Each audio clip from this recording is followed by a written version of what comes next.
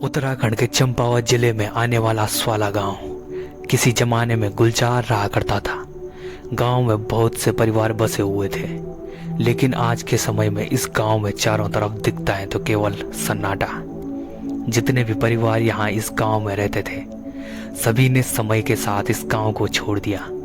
खौफ ऐसा है कि लोग यहाँ आने से भी डर जाते हैं।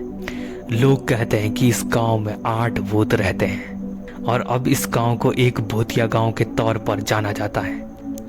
कहा जाता है कि इस गांव के भूत किसी भी इंसान को इस गांव में बसने नहीं देते। वैसे साल 1952 से पहले ये गांव भी एक आम गांव की तरह ही हुआ करता था, लेकिन फिर साल 1952 में यहाँ कुछ ऐसा घटित हुआ जिसके बाद ये पूरा गांव एकदम वीरान हो गया और एक हॉन्टेड विलेज के तौर पर जाना जाने लगा। दरअसल बात सन 1952 के समय की है, जब स्वाला गांव की सड़क से पीएससी की बटालियन की एक गाड़ी गुजर रही थी। इसी बीच अचानक से बटालियन की गाड़ी अपने नियंत्रण से बाहर हो गई और कई फीट नीचे जाकर खाई में गिर गई। इसमें मौजूद सैनिक मदद के लिए इस गांव के लोगों से मदद की गुहार लगाते रहे, लेकिन इस गांव के किसी भी इंसान ने दर्द से तड़पते हुए इन सैनिकों की मदद नहीं की। कहा तो ये भी जाता है कि गांव के लोगों ने फौजियों की मदद करने के बजाय उनका सामान लूटना तक शुरू कर दिया था। गाड़ी के अंदर फंसे जवान आखिर तक अपने बचाव के लिए लोगों को पुकारते रहे, लेकिन उसके बाद सभी फौजियों की गाड़ी में ही तड़प तड़प कर मौत हो गई। कहा जाता है कि इस घटना के बाद गांव में कुछ भी पहले जैसा नहीं रहा। यहाँ रह रहे लोगों का गांव में रहना मुश्किल हो गया, जिसकी वजह से ये पूरा गांव ही खाली हो गया।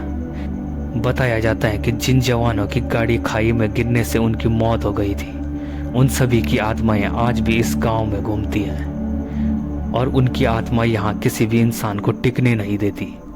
कई लोगों ने तो ये भी दावा किया है कि उन सभी ने यहाँ पर रात के समय में उन सभी मरे हुए सैनिकों की आत्माओं को घूमते हुए देखा है। इस गांव के जो मूल निवासी थे, जो इस घटना के बाद इस गांव को छोड़कर दूसरे गांव में चले गए थे, उनके मुताबिक गांव में रात के समय बाहर निकलना मुश्किल हो गया था। हालांकि बाद में लोगों को अपनी गलती का एहसास हो गया था और जिस जगह पर सैनिकों की गाड़ी गिरी थी, उसी जगह पर बाद में स्वाला गांव के लोगों ने एक मंदिर भी बनवाया था। लेकिन मंदिर बनवाने के बाद भी कुछ खास बदलाव देखने को नहीं मिला।